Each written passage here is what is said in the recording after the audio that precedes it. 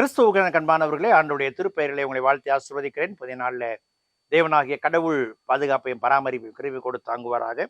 தியானத்திற்காக ஒரு வசனத்தை உங்களுக்கு முன்பாக வைக்கிறேன். அது 1 ராஜாக்களின் புஸ்தகம் 17ஆம் அதிகாரம் 2வது வசனம். பின்பு கர்த்தருடைய வார்த்தை அவனுக்கு உண்டாயிற்று. பின்பு கர்த்தருடைய வார்த்தை அவனுக்கு உண்டாயிற்று. இன்றைக்கு திருச்சபைகளிலே, தென்னிந்திய திருச்சபைகளிலே மிஷன் சண்டே என்று சொல்லுகிற ஒரு சிறப்பு நாளை நினைவு கூர்ந்து அருட்பணியை குறித்து தியானிக்கிற காலமாயிருக்கிறது. அருட்பணி என்பது பல கோணங்களில் பயிற்றுவிக்கப்படுகிற ஒன்றாய் காணப்படுகிறது. வேதத்தின் பழைய ஏற்பாட்டின் பகுதியிலே அருட்பணி என்பது என்ன?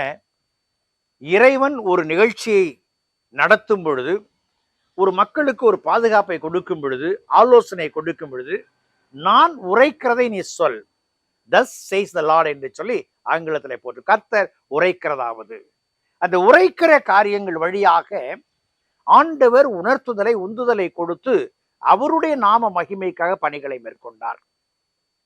புதிய ஏற்பாட்டிலே வரும் பொழுது ஆண்டவர் சீஷர்களை தெரிந்து கொண்டார்.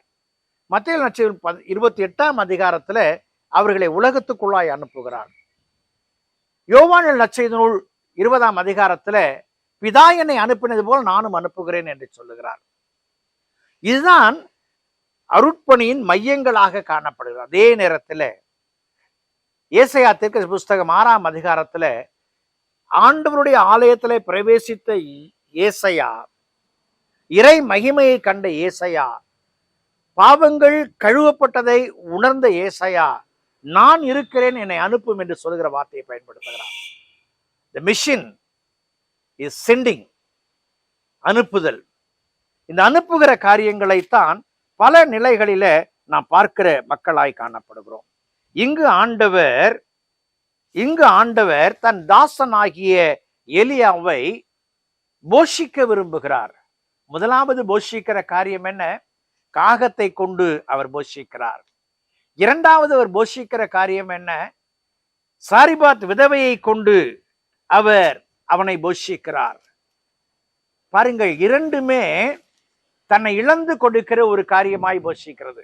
காகத்திற்கு இறைச்சி பிடிக்கும் அதிகமாக, ஆனால் அந்த இறைச்சியை அது உண்ணாதபடிக்கு இறை கட்டளையை மேற்கொண்டபடியினாலே அது எலியாவை போஷிக்கிறது. சாரிபாத் விதவையை குறித்து நாம் பார்க்கும் பொழுது, அவர்கள் தங்களுக்கு இருக்கிற கொஞ்சம் மாவு, கொஞ்சம் எண்ணெய் கொண்டு அந்த ஆகாரத்தை உண்ண எண்ணுகிறார்கள். ஆனால் அதற்கு முன்பதாக இறைவன் கட்டளை இட்டபடியினாலே அவனுக்கு ஒரு பகுதியை எலியாவுக்கு கொடுக்கிறார்கள். விளைவு என்ன? அவர் இந்த விதவையை கொண்டு போஷித்த பொழுது அந்த விதவையின் வாழ்க்கையில பல்வேறு மாற்றங்களை கொண்டு வருவதற்கு ஆண்டவர் திட்டமிட்டார். இன்றைக்கும் திருப்பணி என்பது நான் வாழ்வது மட்டுமல்ல, மற்ற மக்களை வாழ வைப்பதும் என்னுடைய திட்டமாய் இருக்கிறது. மற்றவர்களை வாழ வைக்க என் தேவனை பயன்படுத்துகிறார் என்பதை நாம் புரிந்து கொள்ள வேண்டும். அன்புக்குரிய விசுவாசிகளே, இன்றைக்கு எத்தனையோ இடங்களில், எத்தனையோ விதங்களில் அருட்பணிகள் நடைபெற்று வருகின்றன.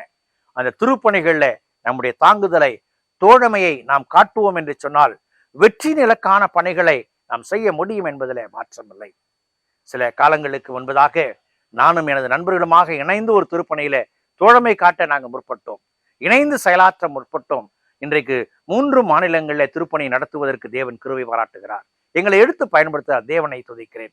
இந்த திருப்பணியின் மைய கருத்தை உணர்ந்து என் தேவனுடைய தெரிந்தெடுப்பு அவர் நாம மகிமைக்காக என்று அர்ப்பணிக்கும் பொழுது வெற்றியான காரியங்களை காண முடியும்.